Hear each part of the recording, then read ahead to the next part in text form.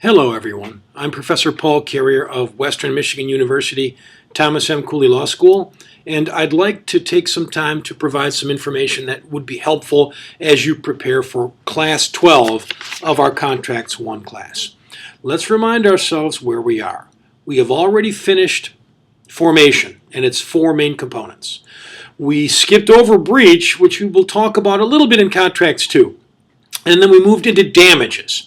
And for the first class 9 of damages, we talked about legal damages, money damages, which include things like restitution, reliance, expectancy, consequentials, and incidentals on the special side.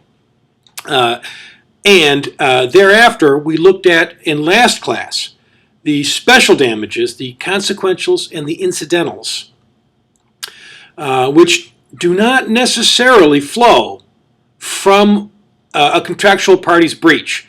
Sometimes these do flow from the breach, sometimes they do not. And because of that, we have to put them through some extra tests. And as you may recall, those tests are certainty as to amount of damage and occurrence, foreseeability, did the other party know that he or she was taking on such risk? And then finally, the concept of mitigating damages or their avoidability.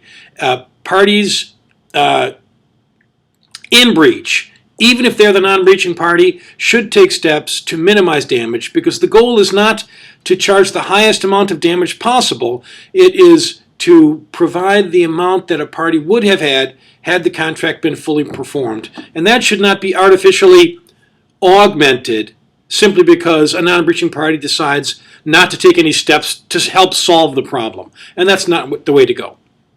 Today, we are talking about some special damages that fall under the category of equity. And we start with restitution.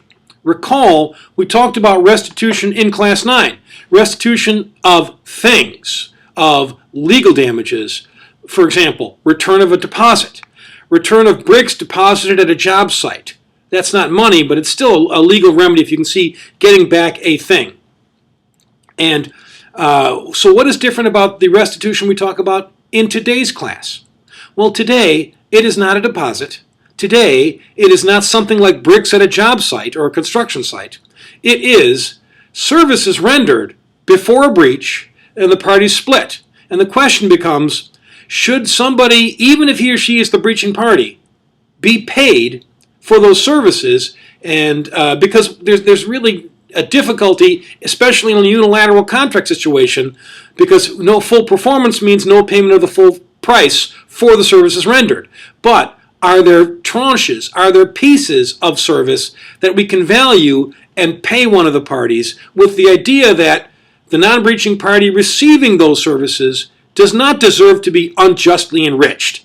He or she deserves damages perhaps, but if he or she gets a significant amount of service to his or her credit, even though there's a breach, so that that person is not unjustly enriched, should not he or she take the value to him or her and return it to the party? For example, I'm going to paint your garage. I'm going to paint it for $3,000. I walk off when it's 2/3 done. You say it was unilateral. You didn't finish the garage. I don't have to pay you. And legally, that would be true. And this is where equity steps in to do what is fair. What if you are able to finish the painting yourself at a very cheap price? And I have expended $2,000 already painting a garage, and that value to you is $1,500. Let's say my paint job to you for 2/3 is worth $1,500. I don't deserve the contract price of $3,000. That's gone. I don't deserve maybe the $2,000 that I've expended. But if that is worth $1,500 to you, at the time where you begin to paint the rest yourself, why should I not get back that $1,500 value to you? Because otherwise you might be unjustly enriched. And that's the idea in equity with regard to services and restitution. And let me give you some more Latin, if I may. The Latin term, and you should be able to use this on an exam, is quantum meruit, or the value of the thing, the benefit of the thing. Okay? Courts, mind you, today can provide remedy at law or in equity, and where there is no adequate remedy at law, which we know is the preference, But when there is not an adequate remedy at law, we can use the equitable ones that we are talking about now. For example, restitution via quantum meruit, and in the class I'll talk about quasi-contract, which deals with quantum meruit. But now, if I may, since you are at that point where it is time to shift your priorities to study for the final exam, the way you study now should change.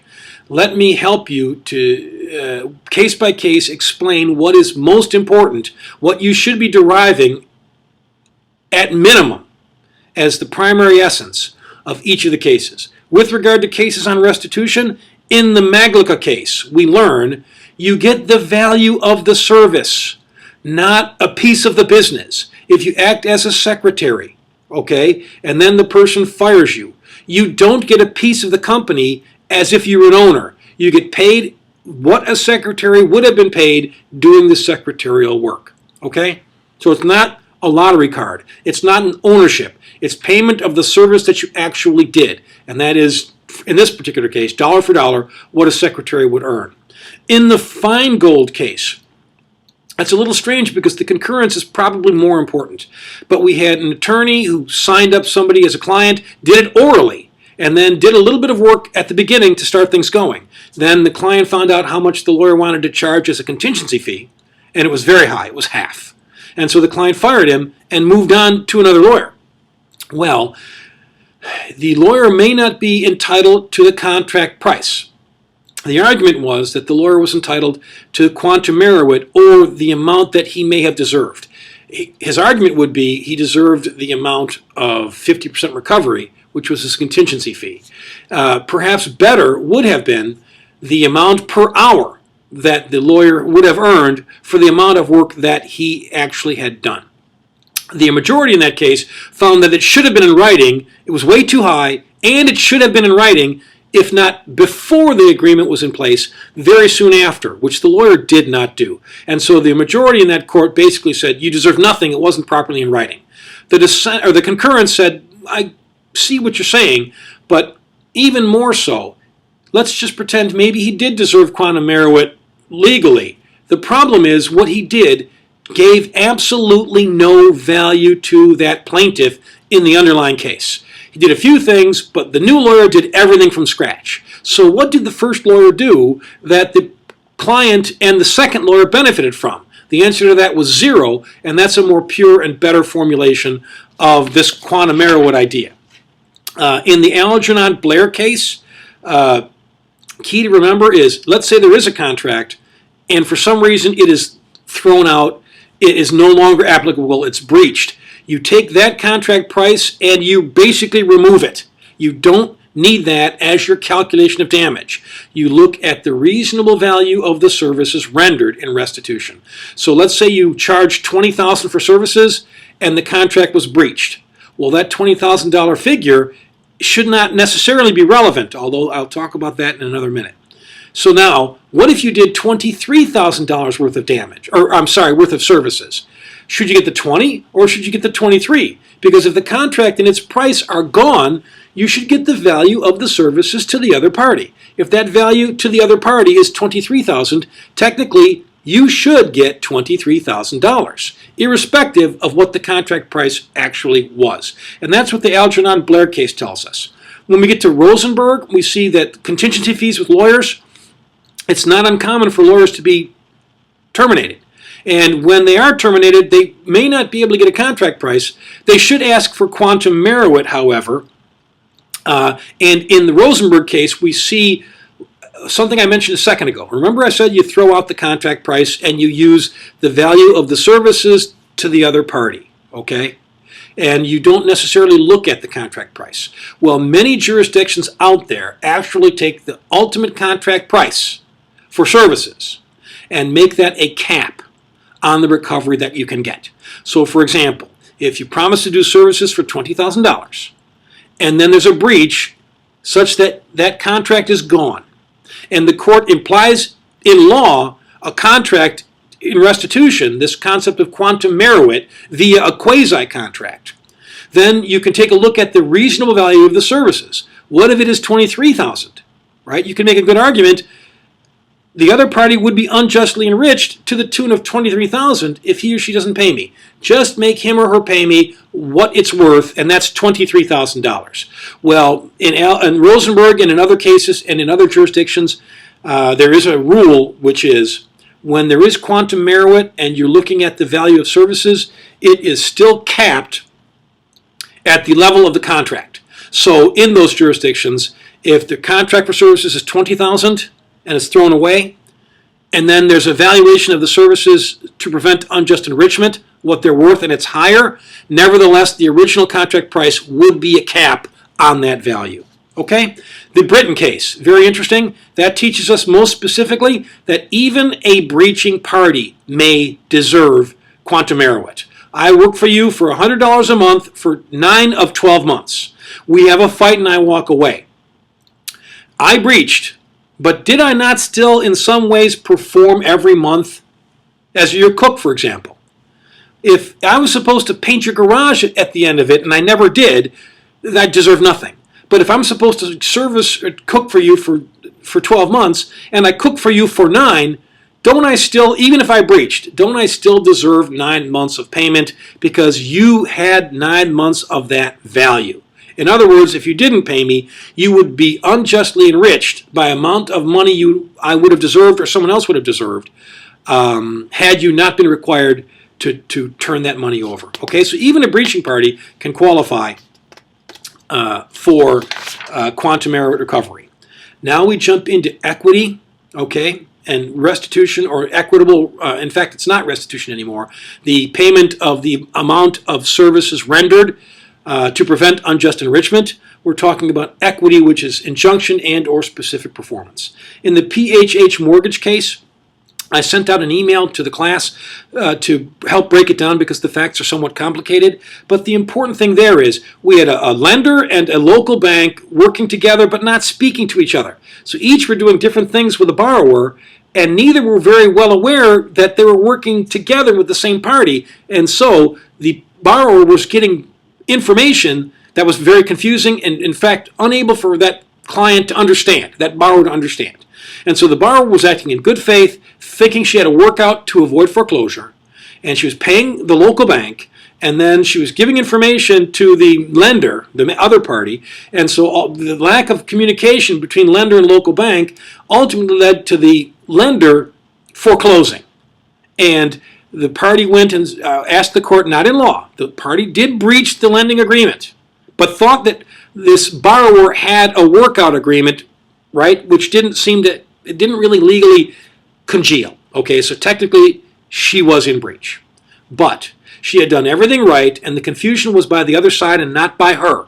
And so the court, not in law, but in equity, decided to order this specific performance of this new workout arrangement in equity because it was the lender and local bank's fault, really, when this woman, the borrower, was actually working in very good faith. Centex Home Corporation, there's this concept in the old days of mutuality of remedy. If you couldn't get specific performance against me, I shouldn't be able to get it against you. That's probably too complicated for us to worry about now. Suffice to say, if something is not a unique item, perhaps specific performance is not appropriate, and legal damages are appropriate rather than specific performance ones. In this case, it was a condo that was a cookie cutter like every other condo. There's no reason why it was unique. And so in that particular case, when the condo association wanted to enforce the contract and make the other side buy it and pay, the court said, no, in fact, you should just resell it. And if you have damages on its resale because it's not unique, then you can charge for those legal damages that you have lost after the sale. Okay? That's not what the condo association or the condo company wanted. It wanted to enforce the contract, and the court in that case would not grant specific performance. With regard to the LoClede case in equity, a supplier of gas promised a long-term supply to a subdivision, and then when the price went up, it wanted to walk away from this supply. And it said, well, the subdivision can just ask for legal damage. It can go out and it can buy natural gas from other places anytime, anywhere, and then just come back to us and charge us the extra price that it has to pay. The court said, well, perhaps now the this association would be able to find a decent supply of natural gas, but at some point maybe those natural gas suppliers will close down, and then there will be no natural gas available at the site. And that is what we're worried about, and because of that we are ordering the specific performance that the gas company honor its contract, honor its agreement, and continue to supply gas for between 10 and 15 more years. Rather than legal damages, to ensure that supply in the medium and long term, that gas company was ordered to specifically perform, which is to provide that gas as promised for the remainder of the contract period, which would be 10 or 13 years. Okay, I'll see everyone in class.